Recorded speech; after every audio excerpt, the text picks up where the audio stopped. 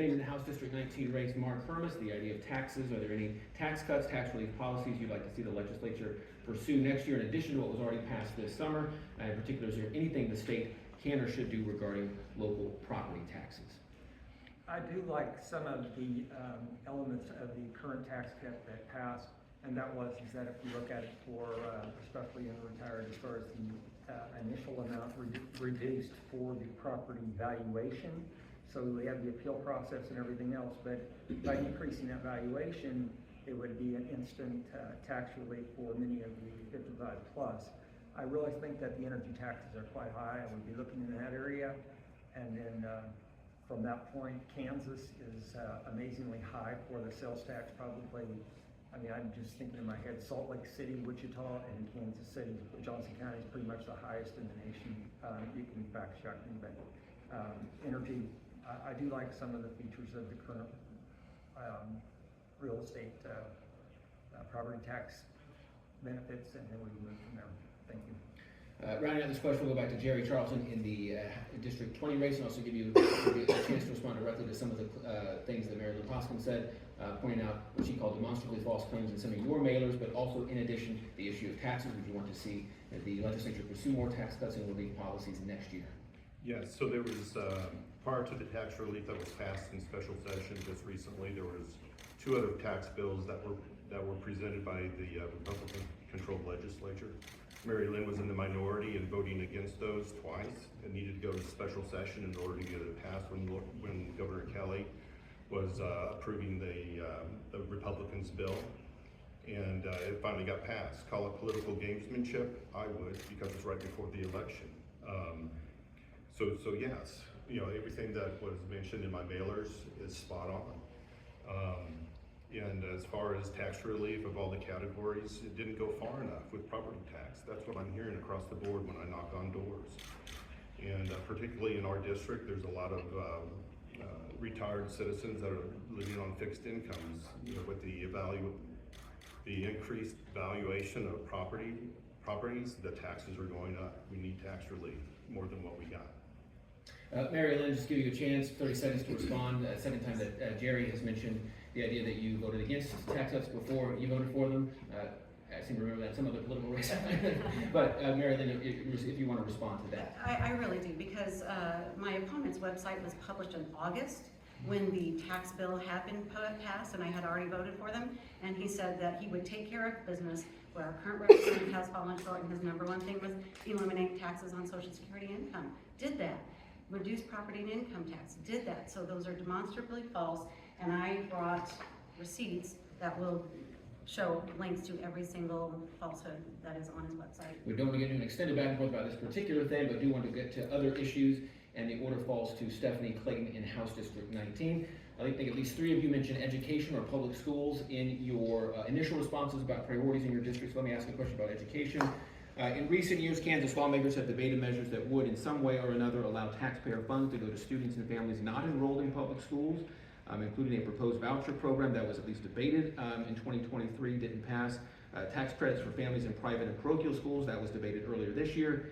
Such measures could come up again next year. In fact, likely will come up again next year in some form or another. If elected, would you support measures that would allow the use of taxpayer dollars to go to individuals enrolled in private or religious schools? Why or why not? Start with Stephanie Clayton, 60 seconds. I absolutely would not support measures that allow any of our taxpayer money to go to parochial or private schools. And one of the main reasons is that your tax money, you don't get a choice on whether you pay taxes or not. And your tax money that is taken from you by the government should not be used to fund institutions that discriminate against children with special needs. And a lot of our private schools do discriminate against children that might have some issues when it comes to academic performance. That is morally wrong. I was not raised that way, and I will never support those. And yeah, I have a lot more to say about that, honestly, but I think that, for the most part, bottom line, strongly oppose that.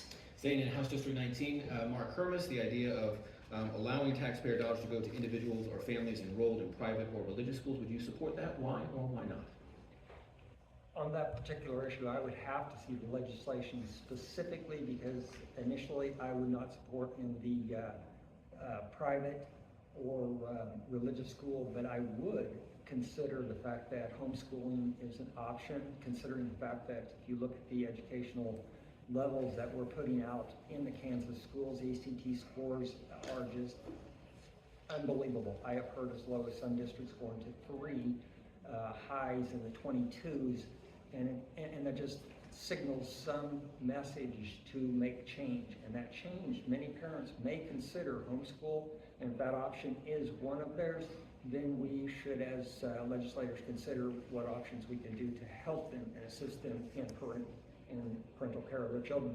Now, let me just ask specifically, because there's some of the bills that have been debated in the last couple of years, school vouchers, tax credits for private or religious schools. Would you support those?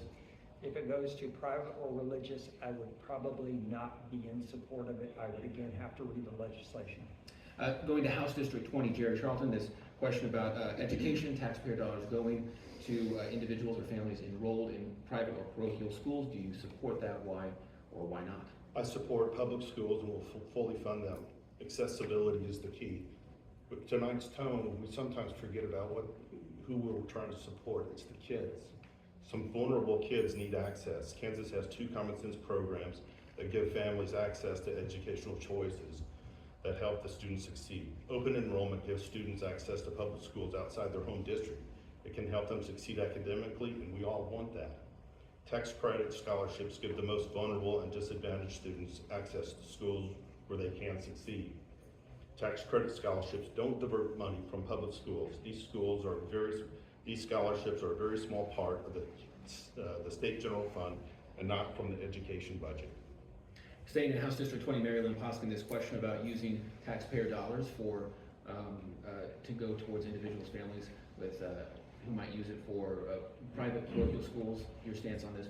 Yes, as a member of the K-12 Budget Committee, I'm involved in this extensively, and I'm very proud to have earned that voucher killer nickname. I sunk the voucher bill in 2023 that would have sent hundreds of millions of dollars to private schools with no accountability to the state whatsoever.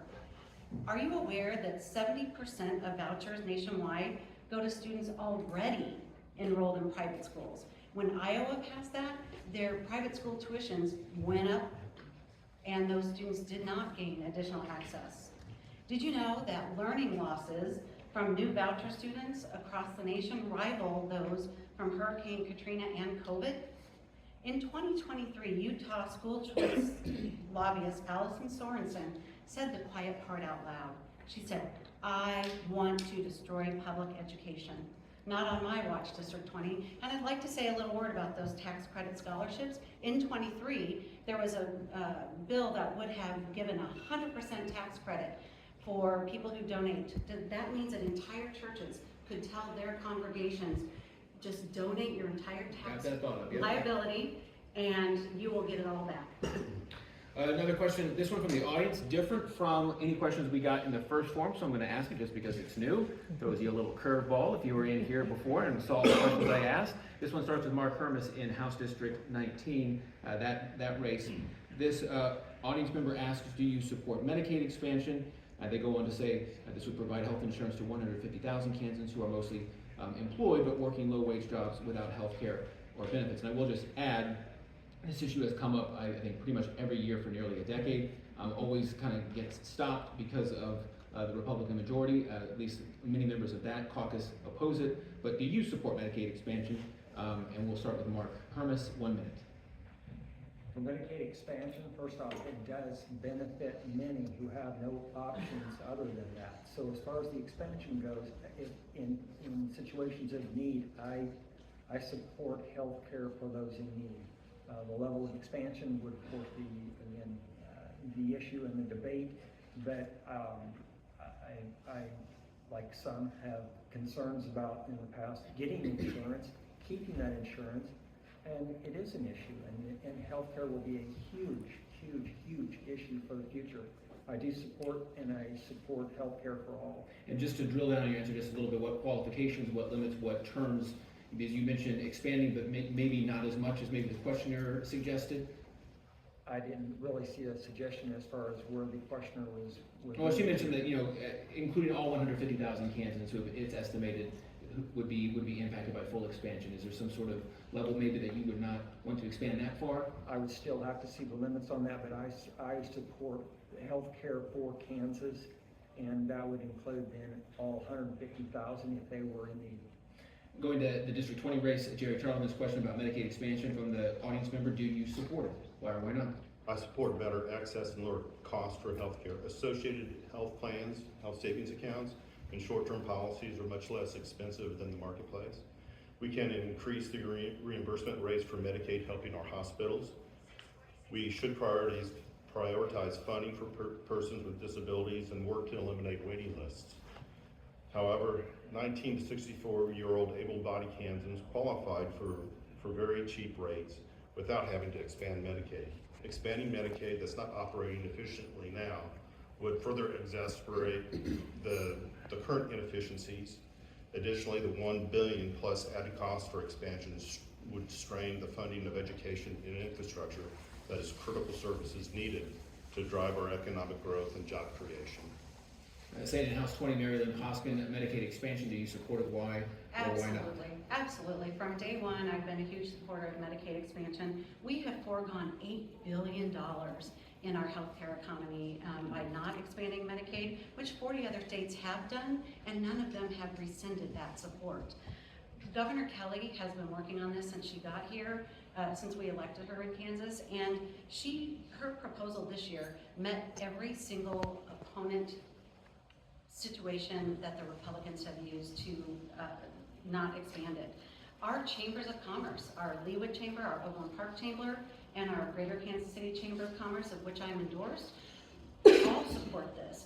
House District 20 does not have a large portion of uninsured constituents, but we have healthcare is our largest employment sector, and my constituents overwhelmingly support Medicaid expansion. And coming back to District 19, Stephanie Clayton, Medicaid expansion, do you support it? Why or why not? I have voted in favor of Medicaid expansion more times than I can count. It's a very long record of supporting basically every amendment, every possible way to get that through. And that is because, as the previous speaker mentioned, not only does it help our local healthcare sector, which is incredibly important here in the Kansas City area. You know, that's one of the reasons why a lot of people move to Johnson County, is for our good healthcare. But it also makes sure that our taxpayer dollars are coming back here to be used in Kansas where they belong. You know, I take a little bit of exception when I hear the phrase able-bodied workers being used.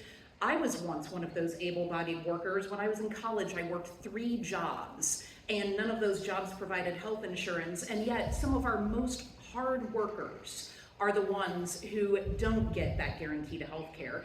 They deserve that care just as much as anyone else does. And I think that we need to use this effort not only with our head when it comes to our economy and tax dollars, but also with our heart regarding human decency. And just a follow-up question for you, Stephanie. I'm going to ask your opponent, Mark, a follow-up question, so I'll just ask you too, but maybe expound more on that point, because I think maybe the response would be there are reasonable cutoffs, limits for expansion, that you're creating inefficiencies or costing the state too much money.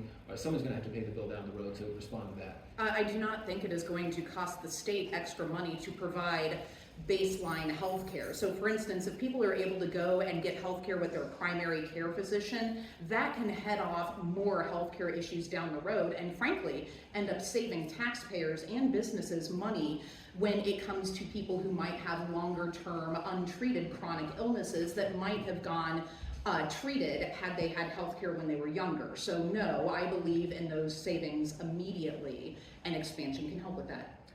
The next issue was one that was asked about a lot via email from some of the